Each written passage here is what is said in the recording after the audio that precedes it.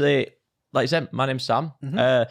I own Sam Teale Productions, which is an award-winning video production company. I promise you that I'm not an egotistical person and name the company after myself. Straight off, I never at school enjoyed media or took media or even took anything to do with video or drama or anything like that. Really? We spent £2,500 last year on a 3-minute advert. It did quite well, got decent amount of views. Local press genuinely called it better than John Lewis. We stuck with doing a video with local businesses speaking about how tough it's been for them. And that did really well. I think 70,000 views we got on that one. Can you imagine someone telling you, don't do that? It's not going to go in. But when you do that, I know farewell now. I'm going back and backing the footage up and then being happy before I do anything. It actually then turned into kind of a job when I reviewed Go Henry, a product for kids. Like a debit card for kids. So I reviewed them and they commented on it saying, like, great Sam, we love this. And I clicked on their YouTube and they had no videos. And I just tell you something about him really annoyed me. So I'm at Ideas Fest yesterday and I see this guy and I'm like, recognise you. I say to George, I recognise him. And he walked past me again. Recognise you. It was the CEO of Calm.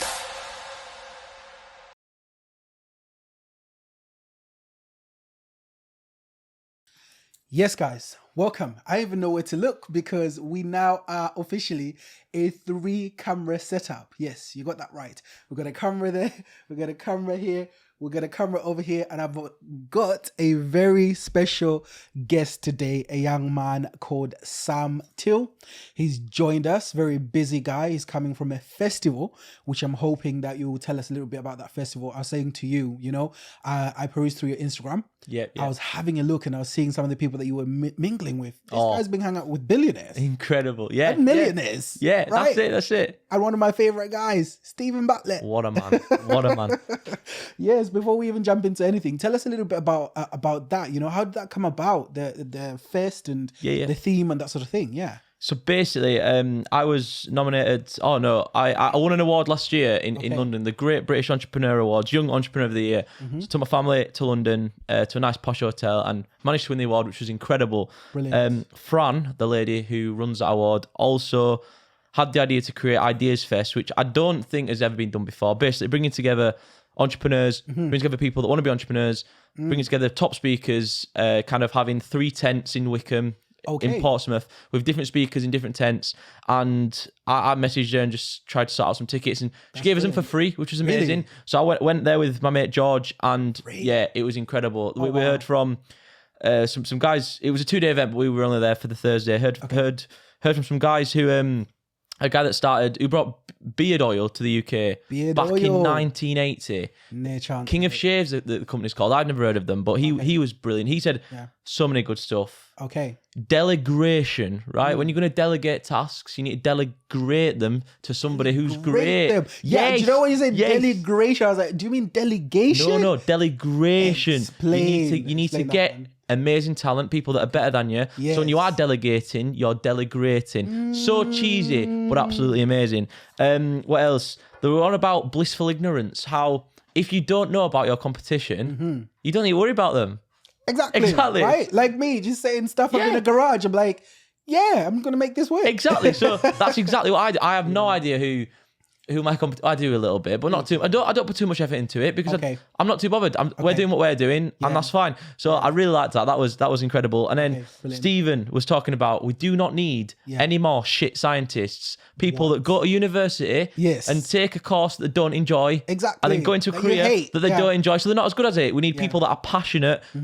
And then in the jobs that they're passionate for, which I was like, yes, Steven. So that is brilliant. Because I've got George, for example, he's currently taking a course I don't think he likes. He's going to now change his course because it listened to him. And the thing is, it's like, if you really love something, Steven said we need less shit scientists and more people that are passionate about the jobs that they're in. And it's like, the education system kind of forces you into trying to be good at everything, which is just not right. So that was another thing I took away. It's like focus, double down on the things you enjoy, and you'll have a great life. Absolutely. And sometimes it's circumstance. Like, for example, I come from an African background. So I'm sure Steven has spoken about it before, where he fell out with his mother because his mother just could not stomach the fact that he dropped out of university. You know, that sort of thing where he actually got disowned. Yeah. I would imagine that's something that my mother would have done.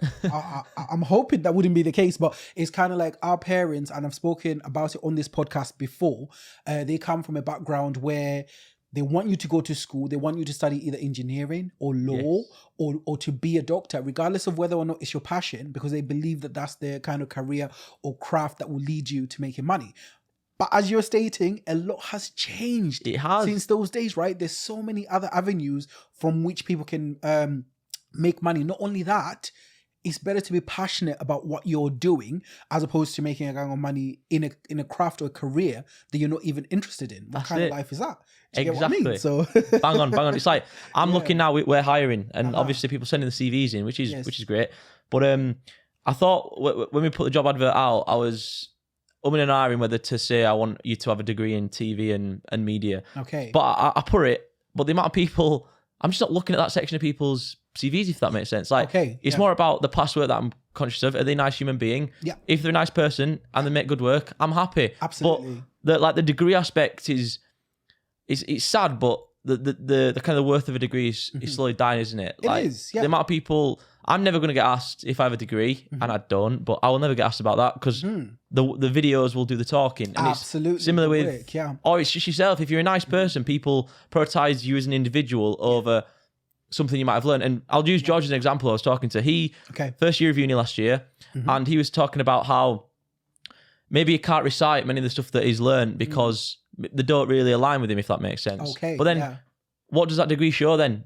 Do you know what I mean? Exactly. Like many uni students will get a degree in the end, but they won't be able to tell you what it's about. Exactly. Yeah, and what's that about? Listen, I studied business and management, but if you asked me what I did from uni or what I learned, I can't tell you. Even though there are some practical elements that come in, but really, to be honest, it was more so to say that I've got a degree. Yeah, right? Yeah, exactly. And then when you go to employers, again, it's more so if you're looking to go into employment. Whereas if you do what you do or what Steven does, if you're not looking to get employed, then really, why do you need it for? It is a bit of a controversial topic, and it's not encouraging people not to get a degree or anything like that, but it's saying really assess and really evaluate what it is you want to do, what it is you're passionate about. Yes. And that's exactly the approach that I'm going to take with my own children, because I have two kids, right? Yeah. And I say to my wife, what we'll do is put some money away from them from now, right? When they reach a certain age, let's say, for example, 18 years old, I'll ask them, what do you want to do? You know, if they want to do a business, here's what we've been keeping for yourself. Give it a go. And that's not to say it's going to guarantee work. If it doesn't work, it's a lesson learned. Do you get what I mean? If they want to go to school, they can go to school to study something. But if they decide that they want to do business instead, absolutely go try. In fact, even if you fail, you will have learned something so strong that it will carry you forward wherever you go. However, for me, I didn't have that same privilege where somebody gave me the option to go and do something first, to try, right? However, I've always been passionate about, business. I've always been passionate about doing something for myself since as far back as like 2004. So, when eBay was prominent and that sort of thing, I was selling on eBay, helping my mum sell it. So I've always had it in me. However, I still ended up going to university. What for? I couldn't tell you. What I mean? But then the bit about university, which I love, is the social aspect. Absolutely. Like, for that reason, you should absolutely go to university. I am so jealous of my mates and what they get up to, because being able to look after yourself, live on your own, make sure you're keeping your environment nice and clean, going out and finding yourself, meeting new people your own age, living with people your own age. That is it, and that is so underrated, because I genuinely, I was thinking of a week. I might just have a week off, chill at their uni house, just to feel like a student, absolutely, because I love it that much. It's amazing. Like it's it's a divisive topic, but at the end of the day, it's. Yeah, I mean, some professions you really need a degree. Like, you can't be a doctor without it. Absolutely. But then the line's kind of blurred on other. Yeah, exactly. We need that. We do. But then other professions, the line's a little bit blurred whether what you need to be successful in there. But for the social aspect, it's worth everything. Like those, you'll make the best memories of your life, make the best people of your life, and you'll know exactly who you are. It's brilliant. The point there, though, Sam, was the fact that there are people that are passionate about being, doctors or being physicians or surgeons. And they're people that are actually good at it intellectually. But sometimes you get that, not everyone has the same level of intellect. And this is not talking down on people, or rather, let me say, not everyone has the same level of passion for certain things. So you will find that people are being pushed into some of these crafts or some of these careers, and they're not even passionate about it. I think that's the point that where you were coming from. That's it. Yeah. Say there should be more opportunity, even from the side. You know, the same way student loans are given out for people to go to uni, and it doesn't always work out, but they're still left to pay the bill for the student loan. I feel it should be the same for entrepreneurship. Yeah. If somebody has shown, obviously, go to school, I'll even say go as far as going to college, after which, if you've shown a passion to say you want to go into business, perhaps you have a plan, maybe put together a business plan, I think there should be loans readily available to allow people to try in business. I'm not saying to succeed, because it's not guaranteed that you're going to succeed in what you're doing, but to give it a fair go and see how it goes, right? Because what's the difference between that and university? But look, inspiration is taking over. We're going way in. So much stuff is happening. Guys, Sam came through and we were still setting up house because it's all new here again. This is like... It looks amazing. The 4th upgrade that I've had since I started. I started with a small table, then here, then change it up. And then this is now a whole new setup. Thank you so much for your patience. My pleasure. What I wanted, before we even jump into more of the meat of what we're talking about, is to hear a little bit about you, the man, right? The myth that is Sam. Tell us a little bit, give us a little bit of background about yourself. In fact, perhaps just starting from what you do, first of all, what you do and why you do what you do, and then we can go from there. Perfect. So basically, like I said, my name's Sam. I own Sam Teale Productions, which is an award-winning video production company. I promise you that I'm not an egotistical person and name the company after myself. Literally, I was at school and I did an Instagram account and I thought, Sam Teale Productions, let's just do that. And it's stuck ever since. Absolutely, yeah. But yeah, we basically make what I would say magical videos, because I feel like that feeling you get in your stomach when you watch a great video is magic. You can't describe it. So it's like, if we can create videos with that magic inside, we're laughing. So yeah, we work with anyone from Huddersfield Town, in the football arena, to like Instagram influencers, all the way over to like, we've just done our first international job for a secret client, which was Thailand, Mexico, the Philippines, and America. We didn't shoot ourselves, but I got some people out there to shoot. Yeah. Right, okay, but, cool. Yeah, they're very happy, the client, which is brilliant. So we'll hopefully get more jobs like that. But yeah, it's the key part I think about what we do is we don't niche ourselves down into one particular genre, because I feel you can get bored of that quite easily. Absolutely. Whereas if we do something with Huddersfield Town, we can take that bit of knowledge or that bit of magic from that video and then somehow put it into a corporate video for just a typical firm, if that makes sense. But then the other bit is, I've been thinking about this, is there's 2 types of videos, I think. There's a documentation, not a documentary, but you're documenting a business. That's a promotional video. But then there's a creative aspects, music videos, short films, and that's where you're fully creating an idea.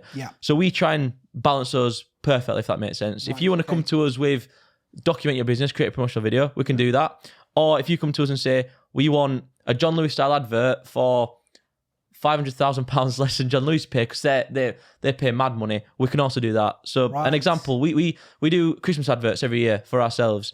And we did one last year, and we did one before. We spent £2,500 last year on a 3-minute advert. It did quite well, got decent amount of views. Local press genuinely called it better than John Lewis. Right, I didn't ask them to say that; they did that themselves. But John Lewis spent £725,000 on their advert. Wow. We spent £2,500, and we got that same magical feeling. Not using the same gear, no animation, but the story was there. That was the important part. The magic was there. So it's kind of bridging that gap between if you're a local business and you want a John Lewis style advert, where do you go? You come to us. Teale, exactly, right? That's it. I was going to ask you, it's interesting that you're bringing it in and you're bringing it back. That statement actually highlighted it, right? Like, what? Better than John Lewis, yeah? Yeah. Now then, what I want to know, we're getting ahead of ourselves, but it's all good. Inspiration's taking over. What I wanted to know, when you now are on a budget of $2,500, mind you, trust me, I know about shoestring budgets, right? I've started on a shoestring. I'm in a garage right now, right? So it's just been one thing at a time. So when you've got $2,500 to plan for a magical, as you've said, what is the process? Where do you start from? How do you plan it? If you could just kind of let us in. Don't give us all your secrets or anything like that, but just give us a little bit of a journey on on where you start and how it ends up to the magical aspect if you're only dealing with £2.5 Yeah. So with that one, it's the good thing about that is because we were paying ourselves. Okay. The budget was kind of spend as little as we can, but not limit ourselves too much. So which was good because I mean, if you're on a really really tight budget, it's hard. So me and Jack, a guy that works with me, who's unfortunately leaving, which I think we'll be able to talk about because we'll talk about that. Of course. But So I forgot what I was going to say now. No, you're going to tell us how you work for that's £2.5 it. Yeah, budget. so me and Jack, we met actually just before we did an advert in lockdown over Christmas. We had a big plan that year to kind of show how during lockdown we can't see each other, but that doesn't matter. That during what we're saying, it's Christmas time, you get presents, but our point was, this year we don't want any presents. We just want to see each other because we've not seen that because of lockdown. But then we did that in 2020 and we decided we couldn't go ahead with filming that because of lockdown because I think we went back into lockdown again. So we stuck with doing a video with local businesses speaking about how tough it's been for them. And that did really well. I think 70,000 views we got on that one. Wow. So then we were like, we need to beat that next year. So just in the office, we have ideas, we bounce them off each other just once in a while, thinking about how we can pursue it. And we're doing it now for this year. And we came up with an idea of having simply a family, a kind of wide family. So we've got kind of grandparents and the parents. So two parents find out, the kids of the grandparents. We have mum and dad, daughter, and then a son. Not pause. Rewind. I don't even know what I'm saying here.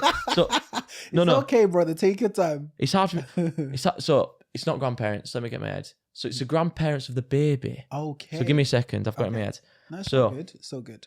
Sorry, I'm causing you work here, man. Oh no, it's I apologize. so good, brother. So good. So we have mother and dad, and then we have their kids, and we tell the story of their kid having a kid, but during lockdown. So lockdown happens, but they're away from each other. Okay. And so the child, for example, is sharing the happiest moment. The daughter is sharing the happiest moment of her life with the parents over FaceTime because you can't do it in person. No, you can't. Yeah, that's it. Down. Yeah. And then me and Jack was on about how can we make it even more emotional.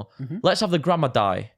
Right, but Jack was like, that's too harsh. So I was like, we'll make the audience think the grandma's going to die. Okay. So we did that, and then Christmas happens, and they can see each other. So it was a kind of an emotional journey of, these are the two people, they love each other loads. Like, obviously the parents love the daughter, but they can't see her, and that's the problem, that's the issue. Yes. And it's telling the story on how they kind of navigate that. So the mum was knitting a jumper.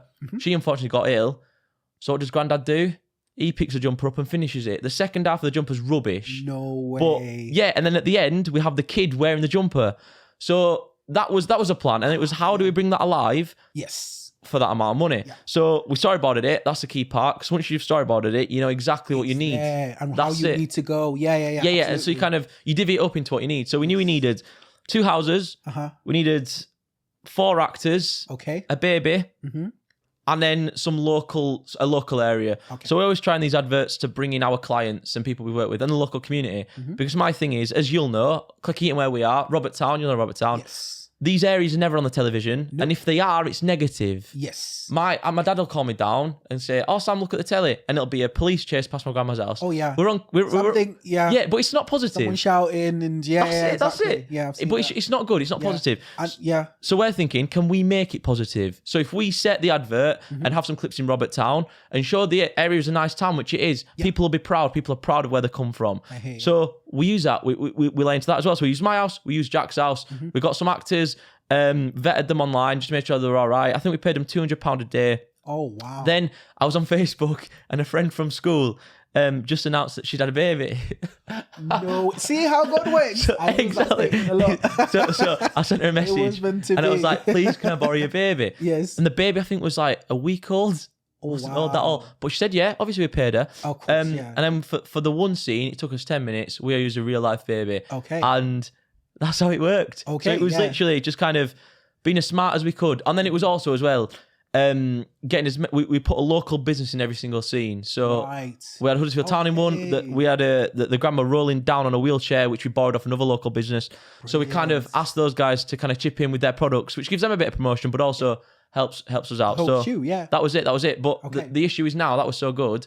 How do we beat that this year? We'll do it, but it'll be tricky. Absolutely, that is absolutely brilliant, mate. Because if I'd looked at it from the beginning before you started, I'd have said, how in the HELL are you going to get that done, right? And to be fair, I hear where you're coming from, because the vision that you've just explained is similar to how the vision that I've had in this studio space. When I started out, I'm wanting all these little bits.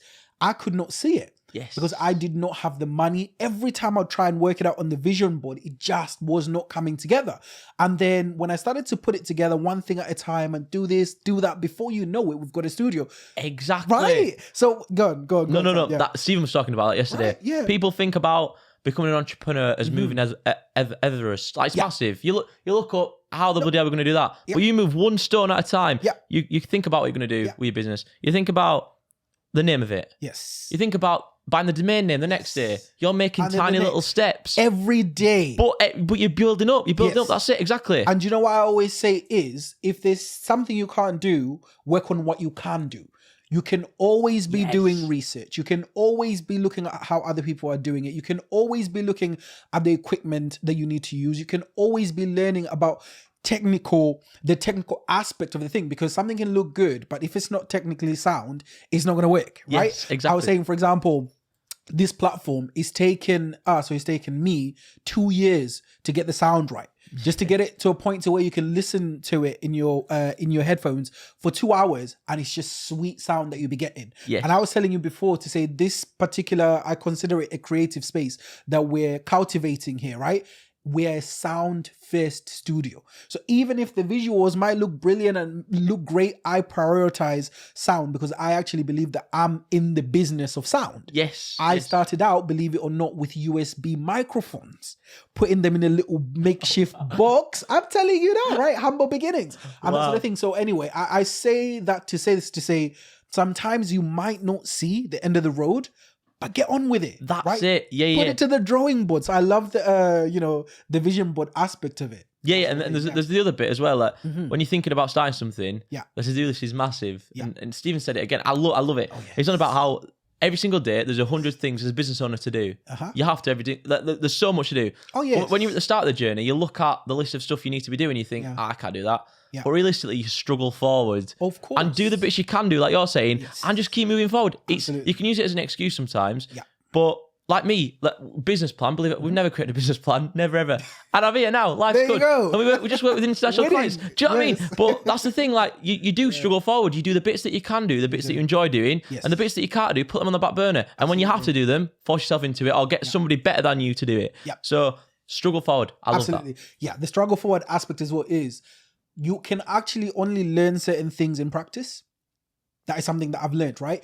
You can do all the research in the world. You can be looking at this and looking at that and technical things. But until you've got these cameras and you're checking aperture, changing settings, we've been changing settings today, you won't know about it. So you can spend 10 months researching something, and then you find that in practice, all that was useless. You should have just started 9 months ago and actually learned that what you actually had to do was something else. So as you said, the failing forward aspect is, there are certain things you can only learn in practice, which means get on with it. Or sometimes, I've had this thing where it's like, I'll have an idea of how I want something to look in my head, right? Yeah. Get all these things and I have it here, and it doesn't translate to what I wanted. So it means removing certain things. It means adding certain aspects, but I will never know that that's the case until I'm actually in this space with the things, the tangibility. You feel it and you touch it, then you know, like, okay, inspiration's taking over. But right? You just mentioned something else there, which I think is so important about the learning kind of in practice. So I fully believe if I sat down in a classroom and someone told me about how to be a videographer, that just wouldn't have helped at all. The amount of times that I've formatted, twice I think it's happened, formatted a card before I backed the footage up. Yeah. Stupid of me. Bro, and so you've lost hours of work. Yeah. I'd cry. Mate, I'm very, very close to. But somebody, a teacher would say that. I know what you mean, actually, yeah. Yeah, it's a horrible feeling. But can you imagine someone telling you, don't do that? It's not going to go in. But when you do that, I know farewell now. I'm going back and backing the footage up and then being happy before I do anything. Yes. But it's about the thing of experiencing it and then using that as a reason not to do that again. Yeah. Because I can tell you now that don't delete your footage. You're like, of course I won't. But you don't know the situation, the context in which you'll be in which that might happen. But you do it yourself. You feel that feeling and you won't do it again. So it's like, the feeling aspect of it and actually trying. The amount of stuff that I've learned on shoots where I've not mic'd the person up properly or the batteries are not charged. But it won't happen again. Yeah. But that is more important the thing than is someone off telling and me. you've been recording for an hour and something has been completely off and it's a brilliant conversation, right? And you're thinking, I don't want to get rid of this conversation. What do I do? And that's another thing.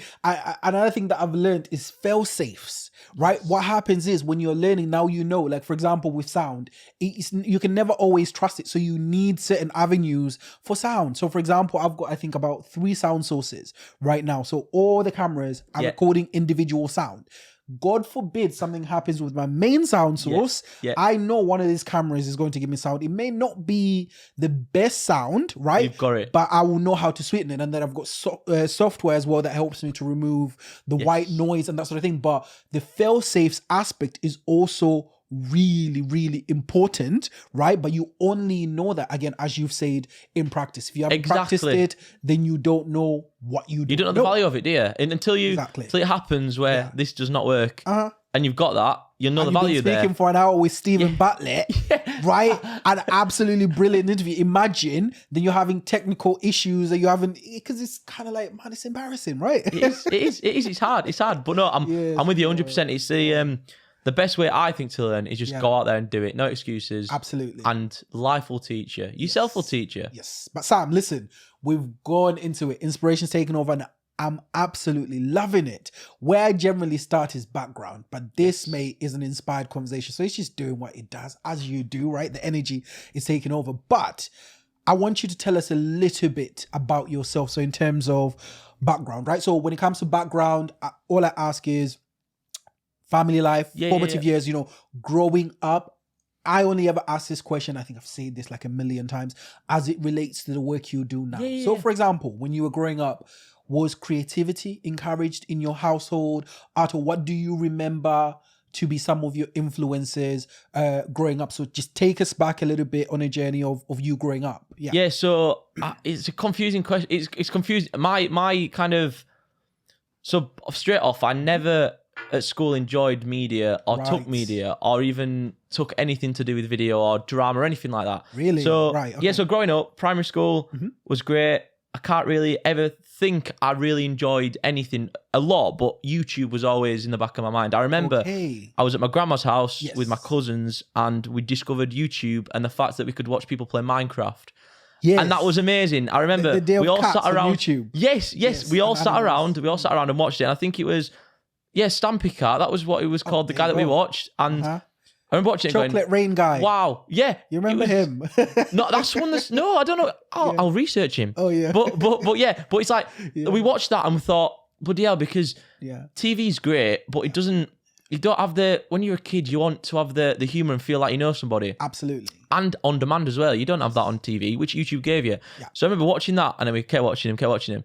Then I thought, why don't we start making our own videos? Yes. So we all got Minecraft. I got some screen capturing software, and we recorded Minecraft. The cringiest video you've ever seen. Nobody watched it, but we kept going. Okay. And then I think that was where I first started my video bit, if that makes sense. But it was never something I intended to do. I liked the idea of being able to play games on YouTube and get paid. That was it. And the YouTuber life was always something that I've looked up to. I still do now. The fact that these guys, it looks simple, but it's not. They just film themselves. They get loads of money. Is it as simple as that? It's not. The best guys are the ones that make it look easy, but until you start doing the background is when you learn this is actually work. Right? I'll give this, not to like cut you in your steps, but like a person like KSI, he has cultivated his audience, and because he's been doing it for so long, he has a huge loyal following. But I now realize that this guy's been so consistent. That is why he is so good. But when you look at what he does, you think you can do what he does. But no, that's not true, brother. Imagine the brainstorming sessions to make sure that you can plan all these videos, execute these videos, turn them around and film them, making sure that you're waking up. Storylines. Yeah, making sure you're waking up ready to shoot this video. Oh yes. It's so hard. I did it. My next bit was going into, so I did like the YouTube videos on Minecraft. Okay. And then I saw some tech YouTubers, and I'm a bit of a geek for like Apple products, or I was. So I thought, let's do that. So I started a YouTube channel reviewing well, the Minecraft stuff went on to like different games, but then from there, that was done. People saw it at school. You know what I mean? You got to give it up there. I don't to be laughed at. So then the next thing I did was reviewing like products. Okay. And even that was hard. I remember like... Right. Tell us a little bit about that. What are some of the things you reviewed? It was nothing great, great. But like breakdowns of like events from Apple, Microsoft, any products that we had around the house. I just thought I'd do a review. But the thing was, like I remember being at a meal with my family and Microsoft did an announcement. I can't remember what they were announcing, but I was at a meal. So I went home, set up the camera and did the video. But I was thinking like, to the people that do this every single day, the tech YouTubers that I watch and think their life's easy, they've had to make so many sacrifices to make sure that they can do the research on this event, then immediately get their reaction, and then immediately upload it very quick. Because everyone else is really quick. That's it, exactly. Yeah, so that's when I saw it. But then it actually then turned into kind of a job when I reviewed Go Henry, a product for kids. Yes. Like a debit card for kids. Yes. Yeah. So I reviewed them and they commented on it saying like, "Great, Sam, we love this." And I clicked on their YouTube and they had no videos. Oh, wow. So I was like, what's going on here? So I found the marketing email address, a lady called Lana, and I just said, "Hello, Lana, I've seen you've liked my videos, but you've got no videos yourself. Like, can I help you out, please?" Yes. And then she was like, "We'd love that." And then I was like, "Can we have 50 quid a video?" I was 50 at this point. I was like, she was like, "Yeah, 50 quid a video." Wow. Brilliant. So they'd email me. 15 years old, you're going soliciting. Do you know what they call that? They call that cold selling. Yeah. That's cold selling because they don't know you. You don't know her from Adam. And you say, "Give me 50 quid a video." That's how it works. But brilliant. I'd have my dinner at school, run to the toilet, check my emails, and just hope that she's emailed me. Okay. And she'd be like, "Hi, Sam, today we want this video." So I'd go home, film it, and then send it to him. They then would transfer £50 into my Go Henry account. Oh, wow. Perfect. But then one day, I went to the toilet and there was 4 videos that she wanted in one night. I was like, brilliant. So I got home, set the cameras up, 4 videos like that, 200 quid the next day. But no chance. The thing with this was, that's when it became work a little bit. So I had to make sure that I could film these videos and that I could turn them around quick, if that makes sense. Yeah. But the other aspect of it was people seeing those videos and like playing them in the corridor.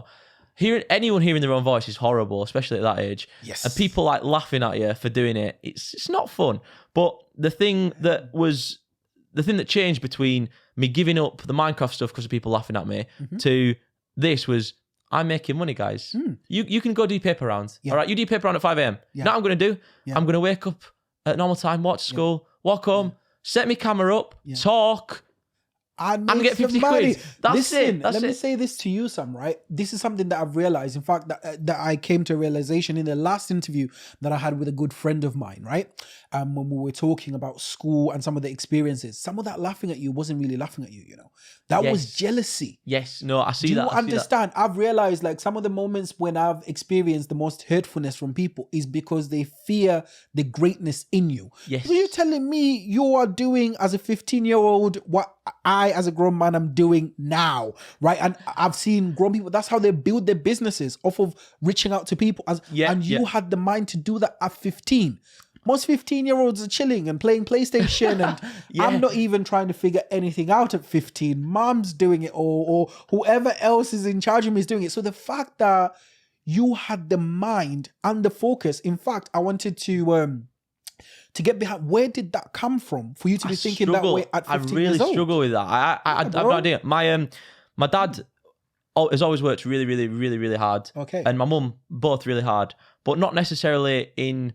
So my mum, she's never enjoyed a job. Okay. And she's, I think, always shown me that doing a job you don't love is not fun. It's not the best, yes. Yeah, so that is something that I always stuck with me because she'd always finish at like 5:30. So I'd either see her in the evening, but I knew that she's not enjoyed her day. So I feel like half of it was that reason. I want to do something to not feel in that way because it's so depressing. Can you imagine? Yes. Well, I mean, you can imagine working every single day, as we've been talking about, and something you don't like, you're not passionate about. It's not fun. But then my dad, on the other hand, he's worked from the bottom of a company. Okay. When I was born, I think the day I was born or the day after, he was sacked from his job.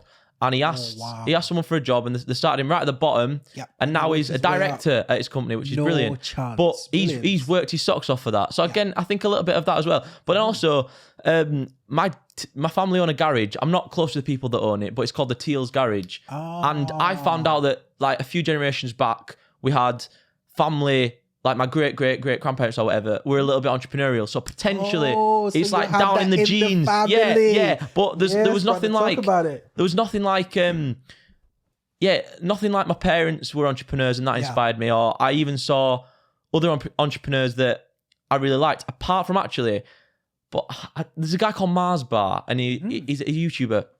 I started watching him at high school, and he owned a video production company, and he did a behind the scenes of a video of a coffee shop, and I watched it, and I felt emotional over coffee.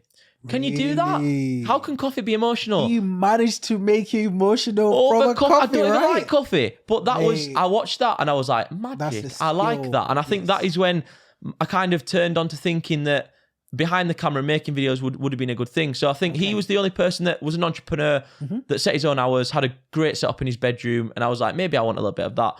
But yeah, that was probably where one of my biggest inspirations early on. But then, as I said, my parents, like, they're just class, and just them doing what they were doing was enough for me to kind of have that confidence that you can do it too. That's absolutely brilliant, because it's interesting that you said that. I realized that entrepreneurship ran in my family as well, because I remember my mom was an entrepreneur, so she was a nurse by profession, registered nurse, and she worked really hard as a nurse, but she would always have like side hustles and things like that, employing people. I was saying my mom had people on payroll from as far back as I can remember. I've never really had people on payroll, but that's about to change. Do you get what I mean? So I was thinking about it, and then it's like, okay, maybe that's why I got it from my grandmother as well. She used to do her own little. So I'm like, it runs in the family, right? So if it's in your blood, that's something that you have to do moving forward. That's it. Exactly. Yes, Sam. I also wanted to touch on school. So there's a video that I saw you posted today. I don't know if it's today or yesterday on your Instagram. I think you were talking about a little bit about school and how you felt about it. Do you remember? Like you were feeling a little bit disillusioned in school, but then that kind of helped you. Before we even touch on that video, what I wanted to ask you is some of your experiences in school. What was that like, and how does it tie into that video that you released today? I don't know. School was like, it's hard for me to explain. It was a confusing place, I think, because I wasn't, like, the mad thing about like the people I speak to that run their own businesses is the story about school is kind of always the same. I tried hard, but I wasn't like the most academic student. I wasn't. I really tried, but I didn't get the best grades. Whereas other people that didn't try as hard got way better than me, which was So there was that. So I really tried at school, never got a detention. Tried to be a bit of a teacher's pet. Friends at school, a bit rubbish. I don't know. They weren't very nice people, and they weren't really friends. Like, do you not? There's a feeling you get when people somebody's genuinely your friend. And that wasn't there. But there's a feeling as well when people are bullying you or whatever. It's like right in your stomach. And I had that every single day. I don't think I was ever myself at school until I left and decided to not go to college and just do this. And that is when I think I realised that school wasn't the healthiest place, because I didn't realise while I was there. But afterwards, I'm thinking that was not a fun place. But then after that, there's trade-offs. Everything's got a cost. So me having that bad experience at school cost me to go in a bit of a hole for a year and focus on the business and not talk to anybody, which you think entrepreneurs have to do. But you can balance it as well. I uploaded another video on my Instagram a few months ago about balance, because it's something that I'm trying to work on recently. Because what is the point of doing all this if you've got no one to pat you on the back or celebrate with? There's 0 point. So it's now I make a conscious effort to do what I can do. Well, keep doing what I'm doing here, but make sure that the weekends are free or that I can see my friends. Because honestly, like, being able to get out there and just get out of the business for a second is very nice. Life, but bro. It is. That's Do you understand? That's exactly. I think it's in the video that you said, you articulated it so perfectly. Money never stops being sweet, brother. Right? The thing that you said, it doesn't make sense to lose an entire day of work, because you'd be thinking I would have made how much ever grand on that day. But then if you think of the value that you get, for example, from spending time with family, like myself, I was thinking, once things settle down, obviously it's temporarily where I'm doing like burning the candle on both ends and doing 7-day weeks, right? There's certain periods where you have to do it, but I'm thinking there's going to have to come a time where things settle down, and that time that I spend with my children, or the time that I spend with my wife, or even the times that I spend with my friends, that is actually living, right? Yes. I was thinking about the other day, I was like, do you know what? Always chasing money, always chasing the dream. You're not realizing that life is actually passing you by, mate, right? So you can be building the business, you can be engulfed in whatever you're doing, and you're thinking you're going to do things later, but then you might wake up one day and you're however old. Not that there's anything wrong with being old, but you realize that a lot of things have actually gone past and you haven't been living. And the way I look at it is we only have a limited amount of time on this earth. So each day you're living, do the best, do your utmost to make it the best. Because this life, even here, us, being here, having this podcast and chatting, this is a part of the living experience. Yeah. Do you get what I mean? So I hear you. I love that. And especially it was, I think it's probably been maybe 150 days, I don't know another days, since I reconnected properly with people from school. And then they introduced me to their mates at uni and everyone's class. And now I feel like I've got... My friends are great because they understand that I'm jealous of the uni lifestyle. I don't want to go to university because I'm doing what I'm doing here. But I like the experience. I like the stuff they're learning. Yeah. So I've kind of got now 3 different groups of people at different universities that almost let me kind of blend in for a weekend, which is brilliant because I'm 19, as I said, and in a weird way, alcohol and being a 19-year-old, I can drink and I can be fine the next day. So why use this time now when I'm young? But why use this time when I'm young and 19 where I've got this kind of superpower? Absolutely. Because in a few years, alcohol will kill me. I'll have to have the weekend off. But right now, I can have a good night out. Yourself. And exactly. So it's like, I really thought about, I don't want to be 30 and think about the days when I was a kid and I had the chance to have fun, but I didn't. And then the other thing was, whenever people ask me about what I was doing, I was like, I'm going to work really, really hard now and retire when I'm 24 and then have fun. But but then I thought about that in practice.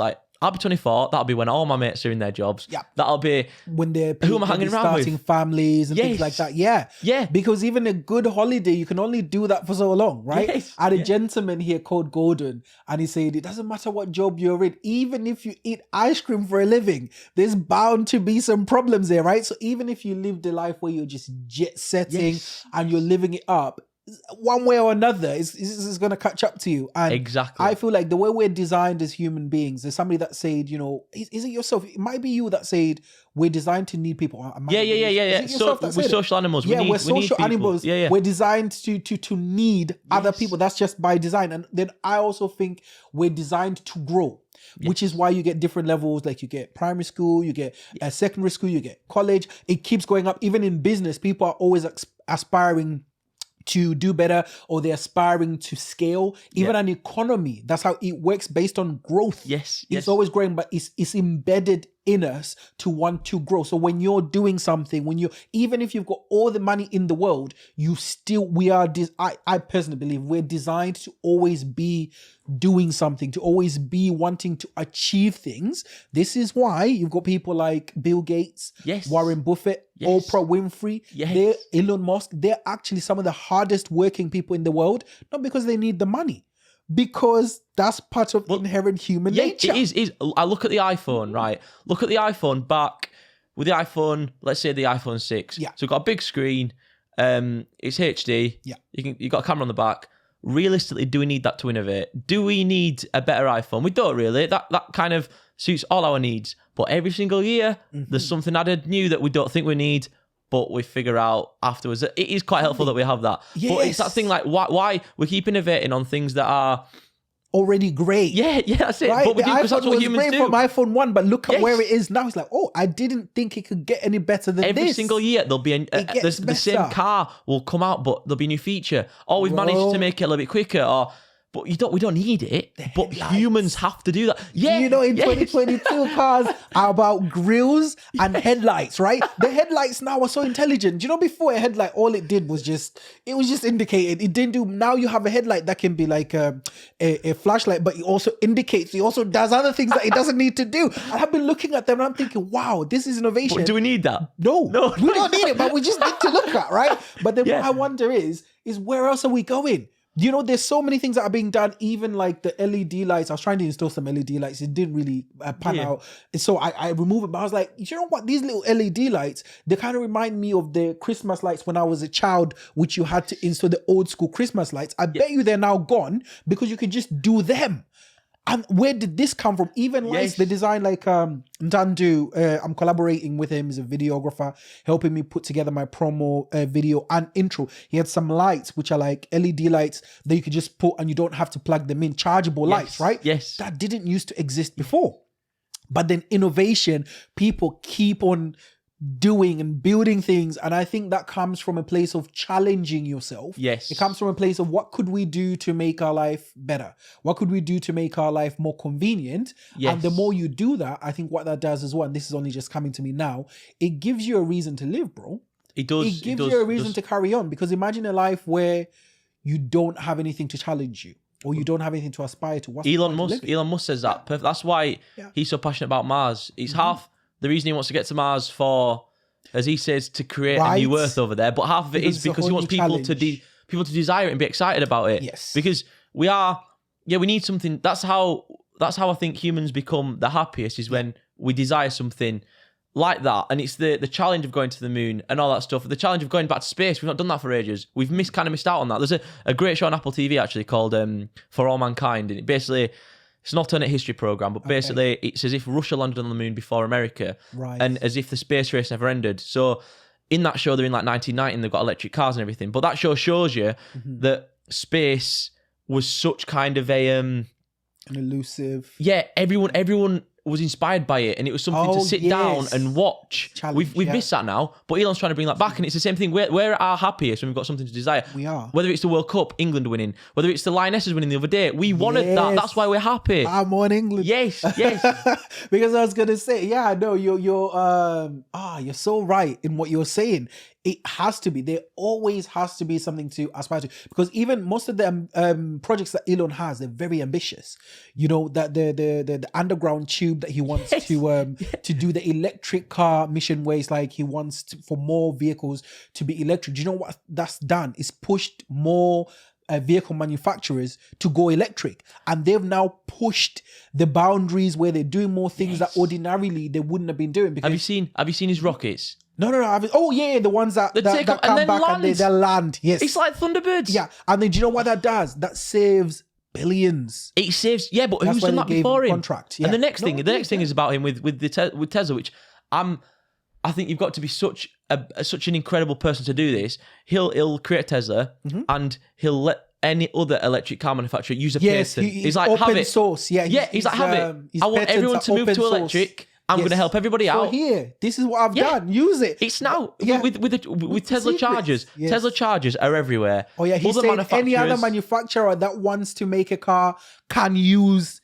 the Tesla infrastructure. But he's been smart enough to make sure every city everywhere has a Tesla charger, and instead of being selfish and going, if you want to use these chargers, buy a Tesla. He's like, guys, anyone can use them. Absolutely. It's like selfless. And his ambition to like save the planet and help the climate emergency, he's actually making steps to do that. He's not sugarcoating it. He's not, in a way, like even creating an electric car brand's enough, but that he's trying to do that so other companies do that, so that he can share information, so that he can then help the other car brands, so that there's 10 companies instead of one company. So I've got so much respect for that man. Absolutely. He's incredible. I've got so much respect and I've got so much love for him, because I've been following him from back in the days, from PayPal days. Wow. From even before PayPal. This guy sold a company and made about over 300 million. I'm probably not saying it correctly, but 300. What does he do? He takes that money and reinvested it in other companies. Tesla, he invested in SpaceX. And then he was left broke. Do you understand? There was a point in time where he didn't even know where his rent was going to come from, because he'd put all his money in the business. I was like, that's the tenacity that you need. Those are the kind of dreamers that are moving the world, that are making change. You have to be a little bit nuts. It goes back to what we said at the start. Right. I said to everybody, you've got to back yourself so much. Bet on yourself, right? You came to me, Sam, and you asked me, you looked at it, he's like, boy, how much is this all cost? I'm like, fam, listen, I bet on myself, right? Yes, because I'm believing in the vision. I was talking to the young man, Jason. He's helped me out a lot to put this together. I was saying to him, look, most of the things that I'm putting together is because I really want to bring to the fora untold stories. I want to bring to the forum amazing stories, like such as yourself. Yes, Sam. So I was saying, one of the people that inspires me, and one of the reasons why I keep doing this, what I do, is yourself, mate. Like, I think you're absolutely amazing. The energy that you carry, seeing the work that you're doing, the theme of the work that you do kind of reminds me of myself and why I wanted to do this podcast. You know, you spoke something about magic, right? You wanted to make magic. And then you speak about the budget that you had for that video, but somehow through magic, you were able to produce something that somebody even critically acclaimed it and compared to something that cost 750 grand. And I can see why that is, because from the first time when you reached out, Sam, and just the energy that you had and the vibrancy, and you were giving flowers, you were loving the podcast before we'd even upgraded, before we were even here. Like, you signed up, you said you were going to come, and I was looking into you, seeing everything that you were doing, and I was just thinking, this man, I wasn't even thinking this young man, I was just thinking this man is amazing. And I honestly see yourself going far with your mentality and see yourself changing lives and inspiring other people. So even with us speaking right now, I want to put it on your life and say, continue what you're doing, continue to have this energy, that you have about yourself. And sometimes I feel like great things come from adversity. Yeah. Right? So people don't give us opportunities, and then it encourages us to either prove them wrong or to want to do better. And I'm seeing you, and I can just see like a legend in the making.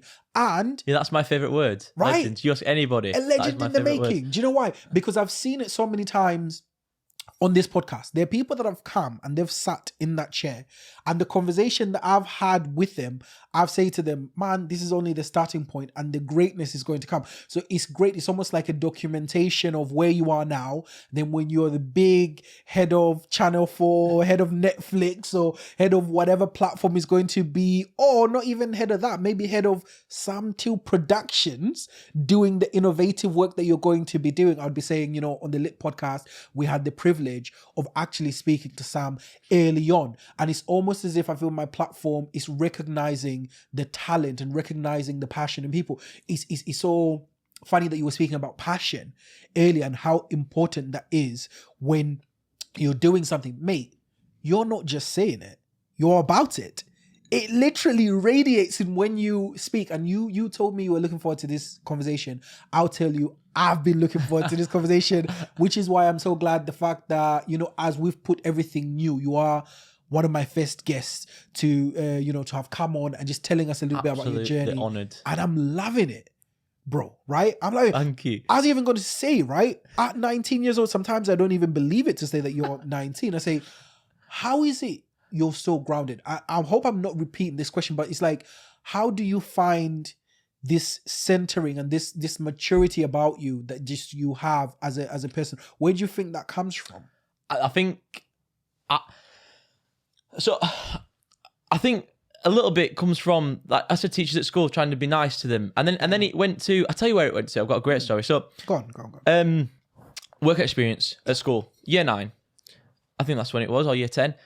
I'm at a company in Huddersfield. That's where I booked my work experience for, a video production company. Okay. Just totally ruined your angle. I apologise. That was where I had it booked in for. But there was a documentary on Netflix called Sunderland Till I Die, and it followed a football club. Yeah, kind of accidentally the demise of it. Yeah. So I emailed Huddersfield Town, and I was in year 9, so whatever age that was, and I was naive, as every young person is, and said, Huddersfield, I want to make Sunderland Till I Die for you. Obviously, they looked at the email, didn't they, and laughed, definitely. So there was okay. No, but it was like, we don't want a Netflix documentary. I don't think like a kid can bring that alive. Do it. But you can come on work experience. So I went back to my careers and I said, Huddersfield Town want me to go on work experience. So I went on work experience with them. And when you support the football club, that's massive. And they didn't typically let high school students go on work experience because at that time we were in the Premier League and kind of every man and his dog wanted to be there. So I got there first day, toured around the training ground, amazing. Then we went to film with Mo Salah with Sky, which was mad. But the point is that a guy that worked there called Adam, he was the head of content, and there's something about him. I was following him around on one of the days, and he like made people's days when he talked to him, and I saw that change. And I think half of me was like, I want to be like that. Okay. So I kind of took that piece of what I liked and thought, can I do that? And it was like little bits like, just being really nice when someone's holding the door and stuff like that. And I've just I wanted to make that my personality because there's this thing about, another thing is, you think about the person you want to become and imagine them, imagine what they do, imagine how they act. you will never become that person. No. Like, it's never just going to naturally happen. I'm never going to become the charitable, lovely Sam who said hello and thank you. It's never just going to naturally happen. I have to make that conscious effort today, now, and act like that person. So that's what I did. And I changed. I wasn't like an unkind person, but I wanted to be more kind. Okay. And like today on the phone, I had my accountant rung me, and it felt like she was maybe a little bit annoyed, not at me, but she had a bad day. Okay. Yeah. After 10 minutes, she was saying how much she loved the conversation and that it's made a day. And I was like, that's what I want to do. I want to cheer people up because, happy people.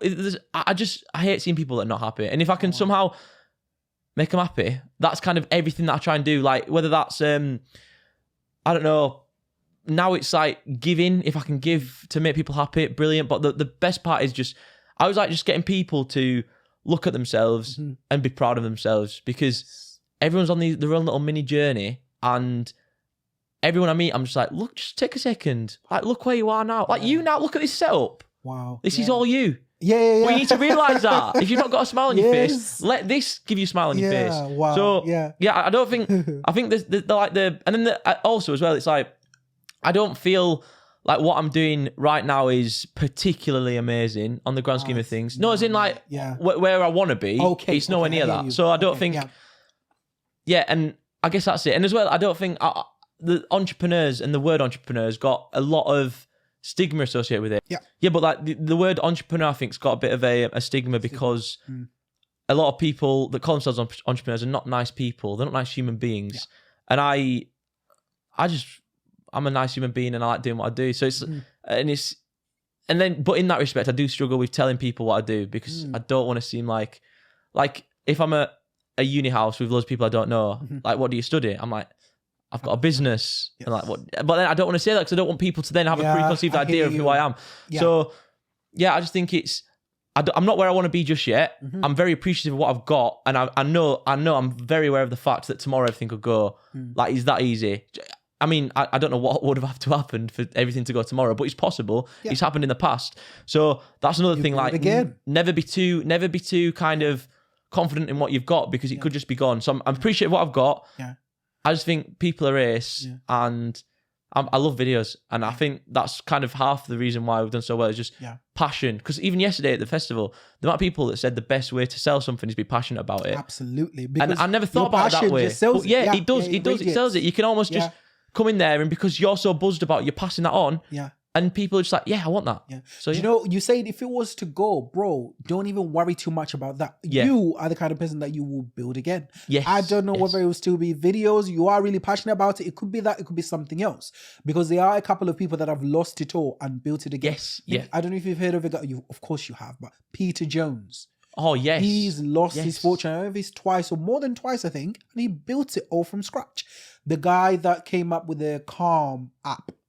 Right? Can I just tell you something about him? Really annoyed me. So I'm at Ideas Fest yesterday, and I see this guy, and I'm recognise you. I say to Judge, I recognise him. Yes. And he walked past me again. Recognise you. It was the CEO of Calm. That guy. And I was, oh mate, he's amazing. I want to proper pick his brain, but he was just there. But I didn't know. Do you know why the reason he built Calm was from the stress of losing the first business. So things were not going right. I'm not even telling this story right. But then obviously it all came crashing down, and then he started getting into meditation. And before you know it, he's got another business out of a thing that was supposed to be a terrible thing. He's absolutely doing amazing. He's now built $1 billion business, and it's not just him. There's so many. So like, I feel like the way... Steven Bartlett, he's all... So the social chain came from failed companies before that. Right. So many people.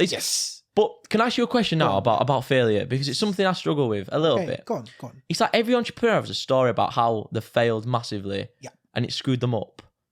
But is there any entrepreneurs that haven't failed? So like yesterday, it was like preparing, like there's bad days. Like Jack, for example, who's just called me there.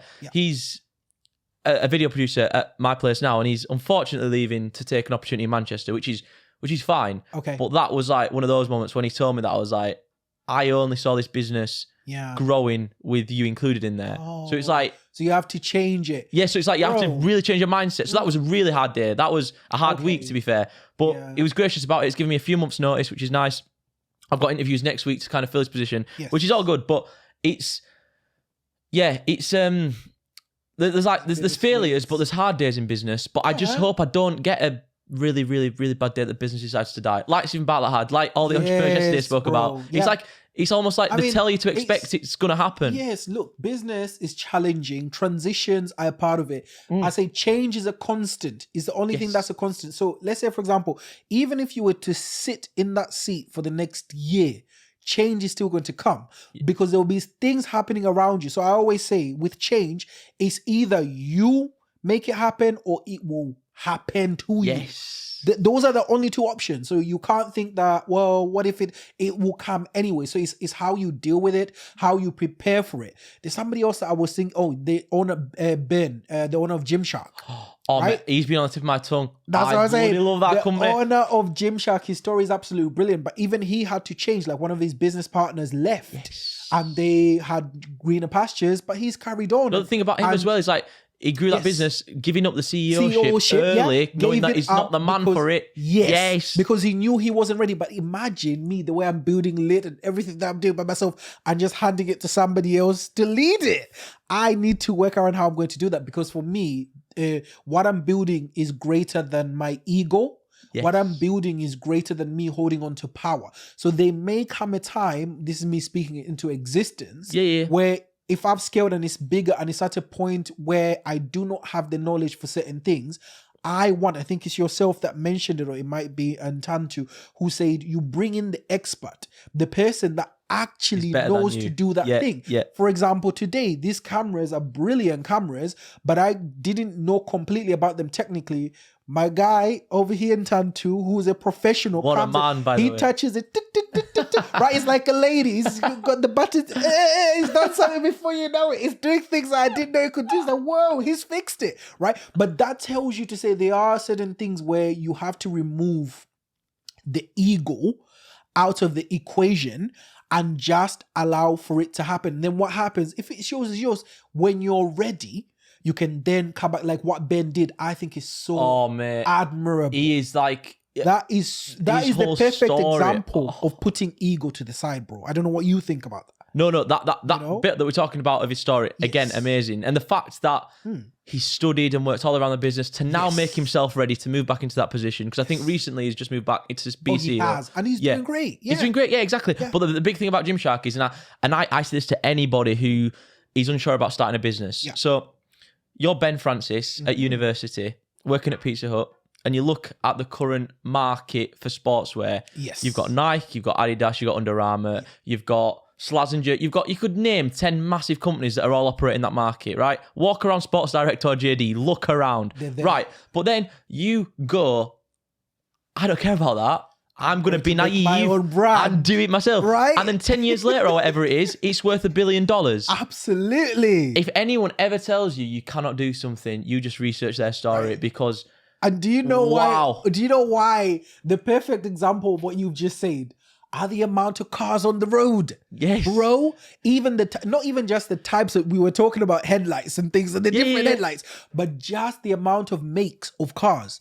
Try having a look when you go out there, and I am telling you, there are so many makes. I'm thinking they all make the same thing, but they're still out there in the market making cars. Yes. I swear to God, on one single day, I probably see like 100 different makes of vehicles, and I'm not even joking. This is including commercial vehicles and things like that. So that means somebody has come, even though they're already cars, they've decided they still want to make another car, because it would make you think after 10 cars, you'd think, do we really need another make of a car that pretty much does a similar thing? It might not be exactly the same, but pretty much they all do the same thing, basically. They take you from one place to the other, maybe in a different, but it's the basics are the same. Do you get what I mean? Similarly to this show that I'm doing now, the podcast, how many people are doing, how many people are doing amazingly? So you've got the Steven Bartlett, one of the greatest. You've got Joe Rogan. You've got is it Jay Shetty? He does his. He's really good. And there's just so many other ones that I've seen. And for me, I've learned from those shows. I've seen how they do their productions. I've seen how they do, putting together. And do you know what I say to myself? I say, do you know what? If I do a show, what I want to do is to come and just give a little bit of me. It's not going to be perfect. I'm not the most technical guy, and there's certain things that I might not be great at, but I'm a personality in myself, and I'm passionate about telling amazing stories. The way you're passionate about video and creating magic is the way I'm passionate about just sharing people's inspirational stories. And I can show you evidence from as far back as 2-3 years ago, me talking about how I wanted to be doing this. There's actually video evidence. And even when we're doing this now, like if you see in my body language and energy, the amount of investment and time that I've put into this, it's because I genuinely love it, right? Yes. I want other people to come along to be able to hear, like, for example, your journey from a point of view of the reality, some of the things that you've faced, the way you've explained to us. So I'm sure there's some gems that you've given us today on the podcast that people would have never thought about you, because they'll just see you doing well and doing what you do with your business, and they'll just think it's all gravy, but they won't know that there might have been some challenges that you've experienced. Do you get what I mean? What a man, honestly. Yeah. I've loved it. I've loved this. And the fact that we both just vibed off Gin Shark. Absolutely. Like, we're on the same level here. I love Ben Francis. I love Steven Bartlett. I made a video when they surpassed $1 billion. Yes. Just basically talking about how, basically the same point about how they inspire me. Yes. And I sent it to him. And he commented on it, didn't he? He watched the whole video, did Ben? You sent it to Ben Francis? Yeah. Really? And then, wow. Yeah. Brilliant. So I'm hoping, I've got his personal videographer. Okay. I've got an Instagram, and I'm hoping that somehow we'll be able to sort something out where I can visit them in Birmingham. Because I'd love that. But they're like, oh, wow. But then yesterday as well, like, the amount of people, the thing that I wanted to just quickly touch on about the point you were just talking about the cars and about Ben Francis. Yes. Ignorance, right, is bliss. It really is when you're young in business, because we've touched on it before, but if Ben really looked at that, it would look like he didn't stand a chance. If all the car brands, if Tesla, when they entered, if actually listened to all the rubbish that they got, they wouldn't have done it. Because they're they've cultivated a whole new lane altogether. Yes. Electric cars in a sea of petrol and diesel vehicles. But then making them sexy as well. That was a thing, because electric cars back in the day, you had the Nissan Juke. Not the Nissan Juke, what was it? The Nissan Leaf. The Leaf. It looks horrible. Oh, yes. Who'd have that? But do you know they did that on purpose, making electric cars unappealing? They did that on purpose. There was somebody that was trying to make an electric car. Go on YouTube, you're able to find it. They scrapped it early on because the people that the oil and gas industry, they didn't want. And then obviously when Elon came, he had a strategy, which this strategy I think a lot of people do, right? So you proof the concept first, and then that's when you scale. But to proof a concept, what draws people in is if it's sexy. So if you look at the very first Model 1 Tesla, right, they made a sexy electric sports car, right? I think they were selling that for 100,000. Whatever. It wasn't perfect, but his goal was to prove that they can make a good-looking sports car that will rival other sports cars, right? And then to draw people in, for them to desire it, to want it. And there's so many people that have done it that way. I think even Apple did the same thing when they did the first iPhone. The idea was to show what they could do, but they always knew that they wanted to introduce things like the iPad, but they couldn't do that. So they had to make the first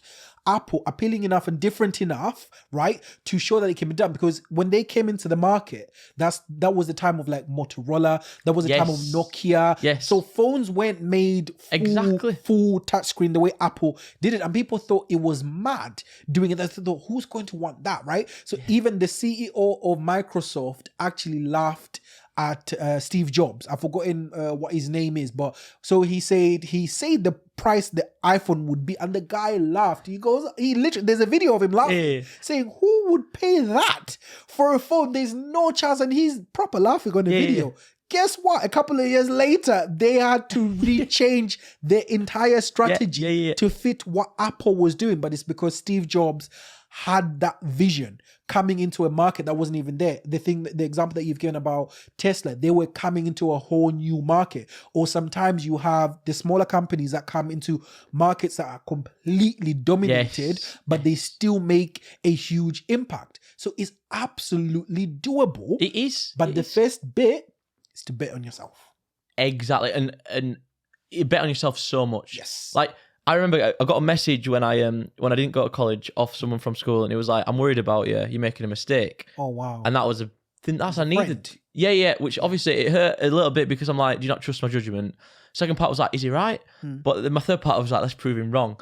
And everything that I did was like, bro. If you tell me I can't do it, I'll show you. Exactly. And then I think 3 months after that message, I'm in London filming Premier League stadiums for Budweiser. Oh, wow. I'm like, I think I proved it. Can't even drink Budweiser, but I'm here in this. Do you know what I mean? So it was like, it's bet on yourself so much. So even when people are telling you shouldn't be doing that, or it's a silly idea, it's all right. You know you're doing the right thing. Absolutely. And you'll be better for it, because even if, let's say it doesn't work out, the fact that you tried, you actually feel good about yourself. And it you teaches can you look so back, much. you can look back and actually say, do you know what? I gave it a fair go. So I would not, in anything that I put money in or I do. Yes.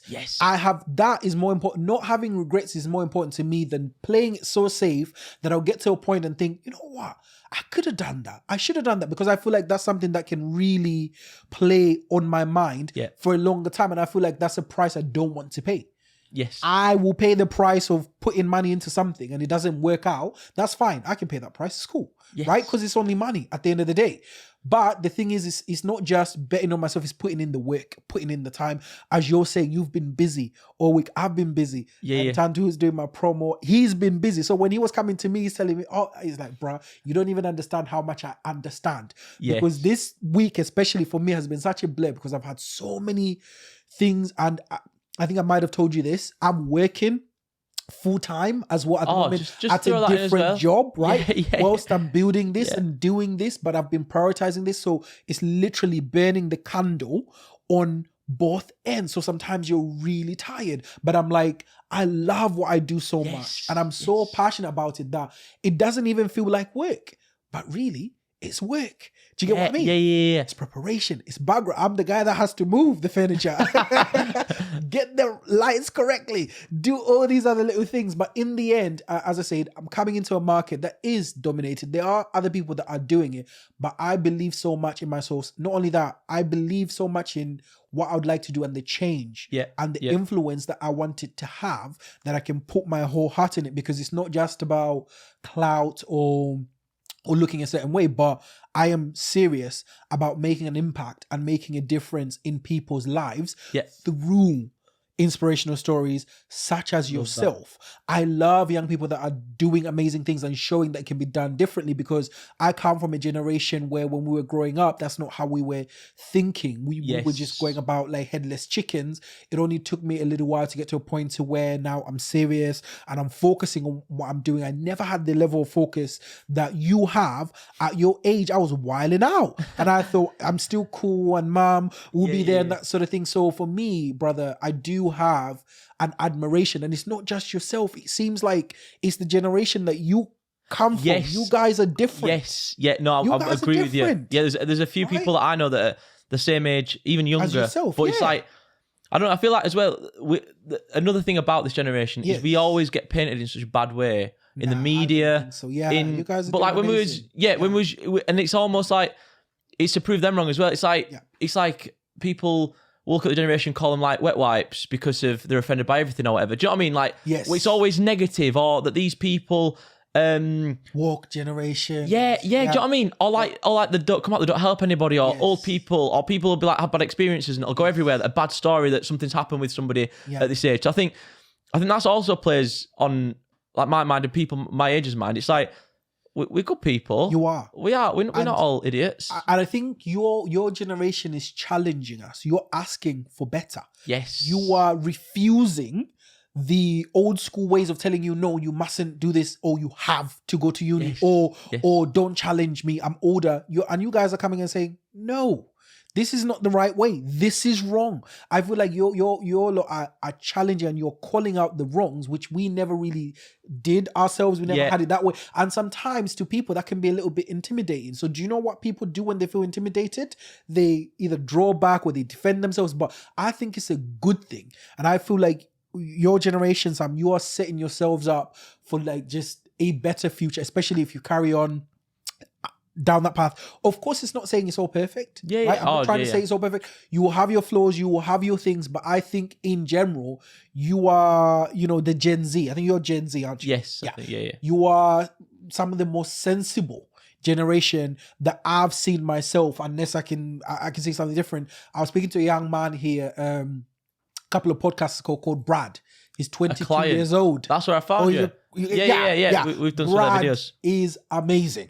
right? 22 years old, when you hear his story, when you hear his tenacity, and you hear the things, he is so level-headed. I was like, just listening to him again, he carries that maturity about him. He's serious about what he's doing and that sort of thing. And I was like, I left that conversation feeling so inspired. Similar to today, I'll be leaving this conversation again feeling so inspired just by the fact that you're a young man, right? Doing what you're doing and your aspirations and your dreams, and the fact that you're not just chasing the clout, and the fact that you actually want to make a difference. Oh yeah, that's the other thing. Like that's massive to me. Any opportunity to speak in schools or speak to young people. Oh, yes, I saw that as well on your Instagram. I eat that up. I think it's because in school, I remember inspirational speakers coming when I was at school, and they were all like 30. You know, like old. You couldn't. Not old. That's horrible. But as in, they were older than what you're trying to say. No, they were older than we are at school. Of like you're course, sat there as kids, and you're looking at adults. Whereas I think I left school like 4 years ago. So when I'm there, I hope that can resonate with me. Absolutely. And just listen to, if you're a nice human being, if you believe in what you're doing and treat people with respect and really try hard, you can do anything. Absolutely. Genuinely anything. And that's the thing, like, you've got to open up, if you're a young person, open up your mind. Genuinely. And look at the Lionesses won the Euros, and their journey to the Euros has been... So Alex Scott, one of the correspondents, she used to be an ex-England player, and she said after they won the Euros that in 2018, when they found out about the Euros, they went around, obviously, the country asking football clubs to host matches. So many people just like laughed at them, didn't want it. They were like, women's football's rubbish, we don't like it. Then you look at the reception at Wembley, totally packed out, they won the Euros, and how many of those people are eating their words now? Exactly. But they didn't listen to them and they kept going. So it's like, there's so many examples of people and establishments and businesses that have been in a crowded market or have been told not to do it or have come from bad backgrounds. Like Steven Bartlett was homeless at one point.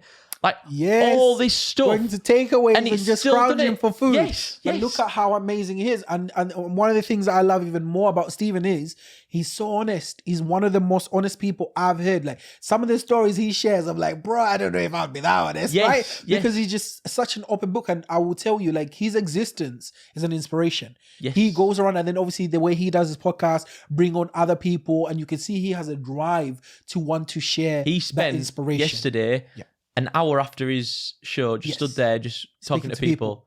He genuinely has a love for people, doesn't he? His security was like not having any of it, but he was just stuck there. There you go. And but the thing is about him, he's made entrepreneurship sexy. There you go. And that is amazing, because before it's like you look at people that are entrepreneurs, you think, oh, like they're living a horrible life. It's very stressful, but he's so open with it. He's like, he'll talk about what's happened. He'll speak to other people and find out how they cope with it.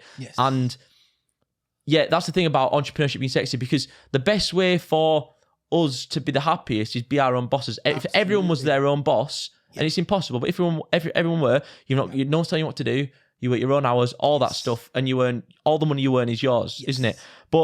And he's opening that door now to more people to see that you can go that way, and you don't necessarily need... Yesterday, he listed out everything he can't do. He's unorganised. He's not very good at maths or very good at English. But look what he's done. Absolutely. And it's the little bits that he stresses, like the 1%. His podcast, every single day, the team's like, how can we make the podcast 1% better? Oh, the real marginal gains. Have you heard of that theory? Yes. So if you consistently get better and you add it up through the year, you compound interest. So in 100 days, after improving 1%, mate, you've improved it massively. So he'll go to levels now that he'll pick the guests up in a lovely car. The music will be just when they walk in, the music's in an emotional state. The temperature's bliss, how the room smells, how he talks to them. It's like ambience. Everything, how it's lit. And like that was the thing yesterday when he was talking about the music. He wants to get people in an emotional state before they start talking. Really? And that's attention to detail. That not many podcast people are doing that. Extra. No, that's incredible. But that's also inside secrets, right? That I didn't know about these secrets. Now I'm learning. It's like, you know what? I'm gonna use some of that, right? Like, what can I do? But to be fair, like that's what I try and do as well. So hence, for me personally, like that preliminary conversation is so important. Yes. I don't think I've ever had a chat on here and I haven't yet spoken to the person before. I can't do it. I have to be able to gauge. You remember when we spoke? We had such a good chat. That was a podcast in itself, right? It was. We had such a brilliant chat. But then what that gets you to feel is how it's going to be like. So people don't really know this, but that's my way of giving you a sense of what it would be like speaking to me. Yeah. Because you can already tell, like, if we can speak on a phone conversation, we can chat on a podcast. It's no different. Exactly. If we struggle to speak on the phone, then perhaps that might be a different story altogether. Oh, exactly. And you can't have a guest who you don't have a report. Steven Bartlett spoke about it yesterday, the final thing. Oh no, I spoke about it on somewhere. I heard it somewhere. But that if he has a guest that is rubbish, he'll just cut it. Oh yeah. Because what's the point? Because what you're thinking is that you do not want to put on something that doesn't represent you well, or also you don't also want to put out something that doesn't represent your guest well, because then it actually defeats the purpose of what you're trying to do. Exactly. Sam, listen. We've given, and it's been such a brilliant conversation. I always say, like, thank you. We've had technical issues, we've had this, but what happens is that when something amazing is about to be birthed, you get interruptions. So when you're getting interruptions and things like that, that is a sign that there's something brilliant about to be birthed. And then those interruptions don't want it to happen, but we're like, no, it's happening. Come rain or high water. Yeah, brother. Isaac, let me just say. Go ahead. Thank you for having me. This has been an amazing conversation, but wider. Thank you for creating this, creating somewhere that people can share their stories. Yes. And the people on the other side, people listening to this, can hopefully take something from, because that is mad. You are changing the world by doing that. And my next part is, this setup is incredible. This setup, honestly, mate. Yeah. This is the reason I saw it on your Instagram. I'm like, wow, I need to be involved in this in some way, because you've got all these cameras, mate. The bloody sound quality is incredible. Look at the set. Yeah. Like, well done. You are going to go so far. And I'm buzzing to say that I was the first person to bless this new set. Because when you're absolutely massive, I'll be saying that. I was sat in that chair. Absolutely, brother. Yeah, you said it to me in the first conversation. You're like, wow, mate. Yeah. Oh, you're going for, I was like, man, he's just gassing me up. Oh, like, no, I was so right? honest. Mate, I always say, I only tell the truth. Yeah, and this is like, wow. Again, it's the thing about, you need to just take a look around what you've done. Absolutely. Incredible. Brother. And I was saying, even this connection, it doesn't have to end here. Me, as I said, if there's anywhere I can add to what you're doing, always feel free to reach out to me, especially if you feel I can add value. Same thing. If I feel there's somewhere where you can add value to what I'm doing, I will reach out to you, because we already have this connection. Definitely. Tantu is here. He's doing work as part of his production company for me, because we connected. Yes. I prefer people I've connected. So I reached out to him. I was like, oh, bro, can you help me do this? I'm like, it's business, but I prefer that. I prefer somebody who have had that rapport with, I've connected with, and he's back here. He's been in this space before. He's now here again. It might be similar to yourself. As I said, if there's something going on, or you can add value based, of course, right? Absolutely. Reach out, let me know. I'll do the same when it comes to you. I've loved this. And if we do this again, mate, I'd love that. And we will do it again. Absolutely. We will. Definitely. Whenever something comes up, if you have something to chat about, also similarly to, if you've got somebody who you think would be a great guest, send them my way and that sort of thing. I've got a big list for you, mate. Do you? I'm saying, not as good as me, though. Do that. Not as good as me. They're good, but they're not me. You're the guy, right? Yeah, you're the guy. I was going to say, I'm joking. What advice would you give to a young person who is your age right now, who's aspiring to be in business, who's aspiring to do what you're doing, like who's aspiring to be a creative, perhaps in just a different creative, whether it's video production, whether it's YouTube, knowing what you know with your experience, what advice would you give them? Simply, I think it's follow your heart wherever that is, and you'll know what drives you. And an example yesterday was George. Not yesterday, the day before, we was driving to Ideas Fest and was chatting, and we was talking about his course that he's on versus he's in really good shape. He loves being like a PT. So he's talking about some muscles and stuff, and he lit up. Okay. He loves it. You can tell when he's talking to you that he loves that. He's driven by it. So he's find that thing that it's that feeling in your belly. You chase that, whatever that is, and just keep chasing it. And whatever that needs, you just give it. So if you want to start a business, again, don't look at the things you think you need to do to start a business. Struggle forward. Do what you can do.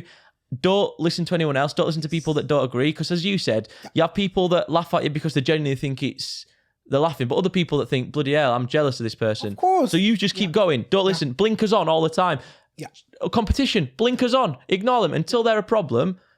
They're a problem. But otherwise, they're just there. They exist. Yes. And just do you. And honestly, the feeling that you get when you're living a life that you enjoy and have a job that you enjoy is the best thing in the world. Absolutely. And once you do that, and once you've tasted that a little bit, you'll know you're doing the right thing. That's it. Absolutely, brother. So many gems, such inspiration, so much maturity. And I said, each time you say you're 19 years old, I'm finding it hard to believe because you've got an old soul in a good way, by the way. You've got such an old soul. Sound like an old man. No, not an old man, but...